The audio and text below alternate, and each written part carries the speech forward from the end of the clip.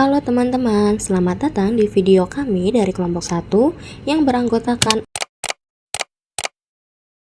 Pada video kali ini, kami akan membahas mengenai ekonomi kependudukan. Pertumbuhan penduduk adalah perubahan jumlah penduduk dari waktu ke waktu yang dipengaruhi oleh angka kelahiran, kematian, dan migrasi.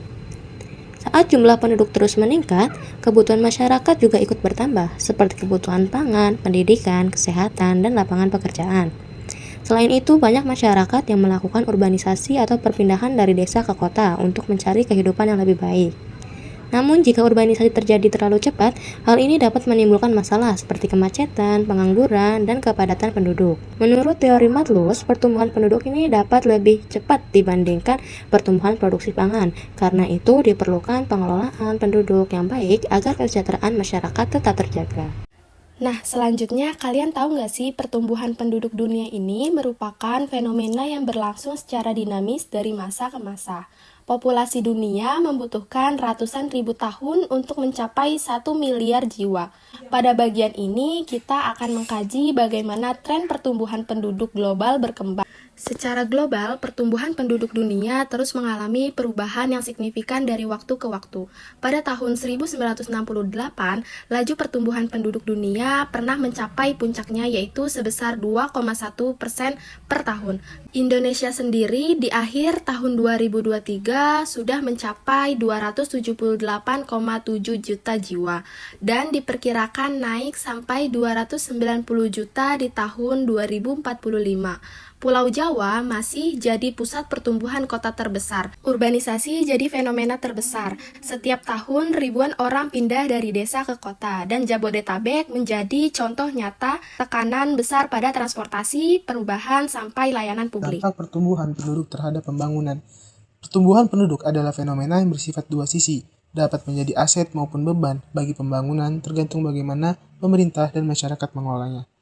Dampak positif, yang pertama tersedianya tenaga kerja produktif. Jumlah penduduk yang besar menghasilkan angkatan kerja yang melimpah, mendorong aktivitas produksi, industri, dan pertumbuhan ekonomi.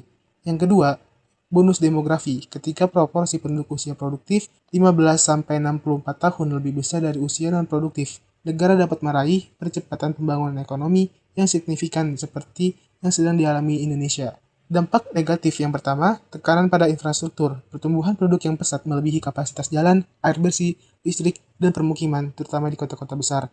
Yang kedua, kerusakan lingkungan. Tekanan terhadap sumber daya alam meningkat, deforestasi, polusi udara dan air, serta alih fungsi lahan pertanian menjadi permukiman. Kebijakan kependudukan dan strategi pengendalian pertumbuhan penduduk. Kebijakan kependudukan merupakan upaya pemerintah untuk mengatur jumlah, persebaran, dan kualitas penduduk agar seimbang dengan pembangunan ekonomi dan sosial. Di Indonesia, salah satu langkah utama yang dilakukan adalah Program Keluarga Berencana atau KB. Program ini bertujuan membentuk keluarga kecil yang sejahtera melalui pengaturan jumlah dan jarak kelahiran anak. Program KB memberikan banyak dampak positif, seperti meningkatkan kesehatan ibu dan anak, membantu kesejahteraan keluarga, serta memberi kesempatan pendidikan yang lebih baik bagi anak-anak. Selain itu, pendidikan juga memiliki peran penting dalam menurunkan angka kelahiran. Karena semakin tinggi pendidikan, terutama bagi perempuan, maka kesadaran tentang kesehatan reproduksi dan perencanaan keluarga juga meningkat. Berbagai negara memiliki strategi berbeda dalam mengendalikan pertumbuhan penduduk. Cina pernah menerapkan kebijakan satu anak, India lebih menekankan pendekatan sukarela melalui edukasi dan layanan kesehatan, sedangkan Pakistan fokus pada program keluarga berencana dan penyuluhan masyarakat. Kesimpulannya, pengendalian pertumbuhan penduduk tidak bisa dilakukan dengan satu cara saja, tetapi harus disesuaikan dengan kondisi sosial, ekonomi, budaya, dan tingkat pendidikan masyarakat di setiap negara. Pertumbuhan penduduk menjadi salah satu faktor penting dalam menentukan masa depan ekonomi suatu negara. Menurut Adam Smith, jumlah penduduk berkaitan erat dengan tenaga kerja dan pertumbuhan ekonomi. Indonesia diperkirakan mengalami bonus demografi, yaitu kondisi ketika mayoritas penduduk berada pada usia produktif. Namun, kondisi ini dapat menjadi tantangan apabila lapangan pekerjaan dan kualitas sumber daya manusia ini belum memadai.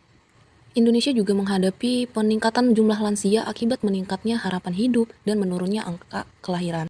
Karena itu, pembangunan berkelanjutan menjadi penting melalui pendidikan, penciptaan lapangan kerja, dan perlindungan lingkungan. Dengan kebijakan yang tepat, pertumbuhan penduduk dapat menjadi peluang besar bagi masa depan Indonesia. Pada akhirnya, dinamika kependudukan bukan hanya menjadi tantangan, tetapi juga peluang bagi pembangunan Indonesia di masa depan.